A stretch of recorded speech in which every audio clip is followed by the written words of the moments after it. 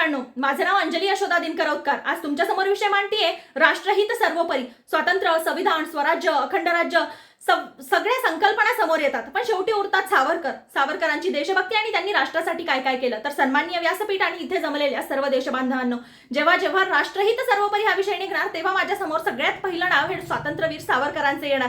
कारण ते केवळ नाव नाही, तर ते राष्ट्रहिताच्या, राष्ट्राच्या अस्मितेत जगणारं आणि लढणारं धगधगतं अग्निकुंड आहेत। लोक म्हणतात वर्तुळ पूर्ण होतात, पण सावरकरांच्या आयुष्याचं वर्तुळ जिथं पूर्ण होतं तिथं शेवटाला उरते ती फक्त शोकांतिका आणि शोकांतिका।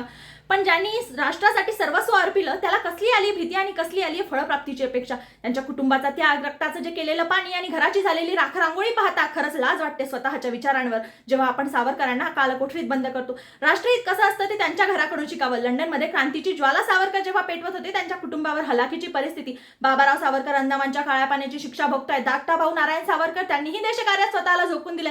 विचार करा, त्या घरातील स्त्रियांचा ज्यांनी कपाळावरचं कुंकू आणि हातातील बांगड्या लोकहितासाठी, स्वातंत्र्यासाठी अर्पण केल्या आहेत। पत्नी यमुनाबाई घरात चूल पेटण्याची सोय नाही, पण तरी सुद्धा नवऱ्याला संसाराच्या पायबेड्यांमध्ये बांधत नाही। याला म्हणतात देशभक्ती। सावरकर म्हणतात, अनेक फुले फुलती फुलोनिया सुकून जाती, पण त्या फुलांचे काय ज्यांच्या सुगंधाने देव्हारा सुशोभित झाला।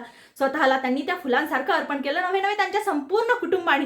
तर हा त्यांचा राष्ट्रभक्तीचा सर्वोच्च आविष्कार होता, अधिकार होता। अंदमानचा तो नरक, रणनीतीचा तो हुंकार, जेव्हा कालकोठरीतली ती खोली क्रमांक 52 आठवते। भिंतींना आजही कान लावले तर सावरकरांच्या आरोळ्यानंही वंदे मातरमचा जयघोष ऐकू येतो। हीच सावरकरांची राष्ट्रभक्ती, जिची आज गरज आहे या देशाला। त्यांचं म्हणणं फक्त माझं राष्ट्र। आणि आजही त्यांच्या त्या माफी अर्जाबद्दल त्यांना आपण क्रिटिसाइज करतो, खरंच शोकांतिका आहे। माफी मागितली ना त्यांनी, जास्त काय केलं? त्यांचा माफीनामा जणू काही भारताचं संविधान होतं जसा छापला गेला। त्यांनी छत्रपती शिवाजी महाराजांची आग्र्याहून सुटकेची भूमिका तिथे आत्मसात केली असं नाही वाटलं कुणालाच।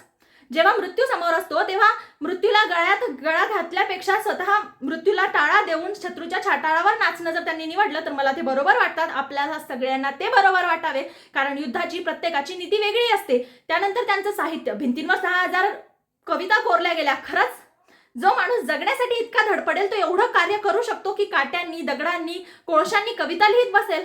1857चा स्वातंत्र्य समर वाचला की सावरकरांचा या देशासंबंधीचा दृष्टिकोन दिसतो। आणि खरंच राष्ट्रहित किती सर्वोपरी होतं त्यांच्यासाठी हे वाटतं।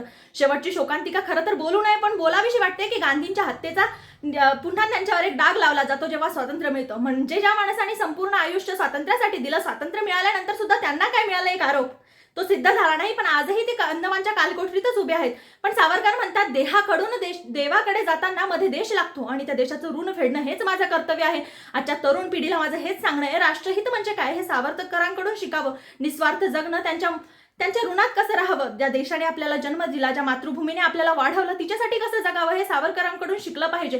कारण डाग लागत राहतील, मागे काही उरणार नाही। पण महान लोकांना इतिहासाची आणि इतिहासात छापून राहण्याची गरज सुद्धा नसते। विचार करा, ज्या काळात माणसं संसाराची स्वप्न पाहतात त्या वेळात सावरकरांनी, त्यांच्या बंधूंनी राष्ट्रहित सर्वोपरी समजून त्यांची स्वप्न पाहिली, मायभूमीच्या चरणाशी स्वतःचं आयुष्य अर्पण केलं।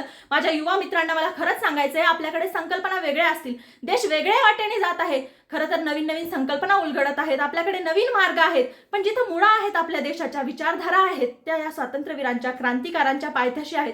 आपण त्यांना जपलं पाहिजे, जगलं पाहिजे, वाचलं पाहिजे, साहित्य त्यांचं समजून घेतलं पाहिजे। कारण या लोकांच्या मुळे आज आपला भारत, आज आपलं राष्ट्र उभं आहे। म्हणून प्रत्येक निर्णयामध्ये राष्ट्राचं हित हा केंद्रबिंदू समजून आपलं कार्य करता आलं पाहिजे। मग मार्ग असंख्य असतील। आज स्वातंत्र्य मिळवणं नाही तर स्वावलंबी जगणं आणि समृद्धतेने जगणं हे आपल्याकडे संकल्प आहेत, कारण यातूनच राष्ट्रहित साधलं जाणार आहे। पुन्हा एकदा एक ओळ आठवते की ने मजसी ने परती मातृभूमीला, सागरा प्राण तळमळला। सावरकर पुन्हा पुन्हा म्हणतात, सागरा प्राण तळमळला, पुन्हा मातृभूमीला ने। आणि मला खरंच दुःख होतंय सांगताना की आजही सावरकर परतू शकले नाहीत। अंदमानच्या कालकोठरीतून त्यांची त्या दिवशी सुटका झाली, तरी सुद्धा आजही डांबून ठेवलं या भारताने त्यांना, आणि येऊ देत नाहीत जनमानसात। का? कारण त्यांनी राष्ट्र सर्वोपरी मांडलं। मला वाटतं सावरकरांना पुन्हा एकदा जनमानसात आणि सामान्यात येण्याची खऱ्या अर्थानं संधी मिळावी, कारण पूर्वग्रहांच्या पडद्याखाली झाकून इतिहास कधीच संपत नसतो, त्याची काळीमा कधीच फेडली जात नसते। आपण सावरकरांसोबत वाईट केलंय, त्यांनी राष्ट्राला सर्वोपरी मानिलं आणि आपण त्यांना गुन्हेगार। तर ही भावना, ही संकल्पना बदलायला हवी। सावरकरांनी या देशासाठी जे अखंड राष्ट्राचं स्वप्न पाहिलं होतं ते अखंड, समृद्ध आणि एक विकसित राष्ट्रामध्ये आपण तब्दील करावं असं मला वाटतं। एवढं बोलून मी माझे 2 शब्द संपवते। सावरकरांच्या मानाचा मुजरा, जय मातृभूमी, जय सावरकर, जय स्वातंत्र्यवीर, जय स्वातंत्र्य।